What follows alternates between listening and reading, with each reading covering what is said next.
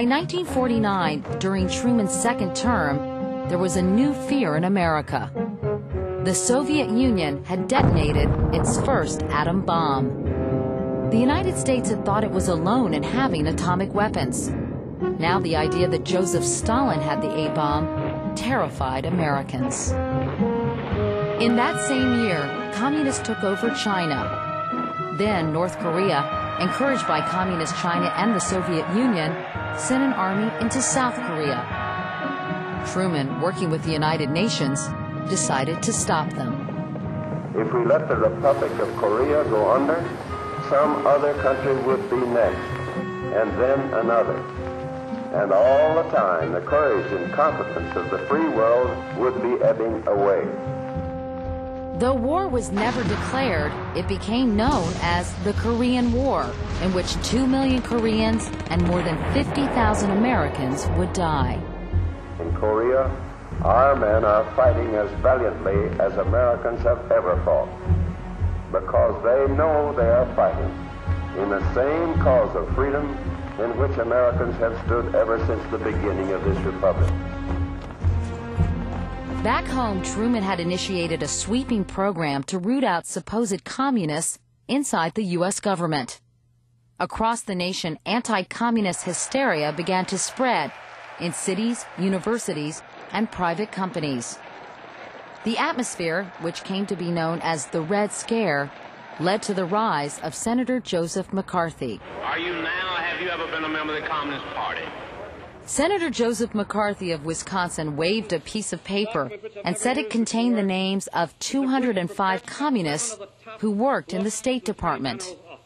McCarthy began a witch hunt for communists across the country. He said Hollywood was filled with them. Eventually, hearings were held at which he accused hundreds of people of communist activity. I am not and never have been a communist. Continue in this particular... Have you ever been a member of the Communist Party? I believe I have the right to be confronted with any evidence which supports this question. I should like to see what you have. McCarthy never proved a single case, but his attacks were devastating. Those he accused lost jobs and friends and careers. Their lives were ruined.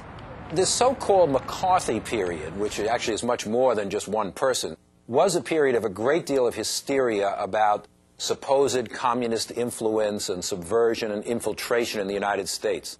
The Communist Party of the United States was a tiny group with only a few thousand members. It didn't pose any threat to the stability of the American government. The McCarthy period demonstrates that civil liberties are always fragile. They're in our Constitution, they're in our laws, but at times of crisis, it's very easy for them to be weakened, and we must always be very vigilant. And the people who need civil liberties the most are those who hold unpopular views. A senator from Maine, Margaret Chase Smith, finally had the courage to speak out against Joseph McCarthy. I think it is high time we remembered that the Constitution speaks not only of the freedom of speech, but also of trial by jury instead of trial by accusation. And President Truman, a longtime McCarthy foe, also weighed in. Now I'm going to tell you how we're not going to fight communism. We're not going to transform our fine FBI into a Gestapo secret police. That's what some people would like to do. We're not going to try to control what our people read and say and think. In short, we're not going to end democracy. We're going to keep the Bill of Rights on the books. After reaching a consensus, the Senate would vote to censure McCarthy for outrageous behavior. The man who had terrorized much of the nation was, in the end, disgraced.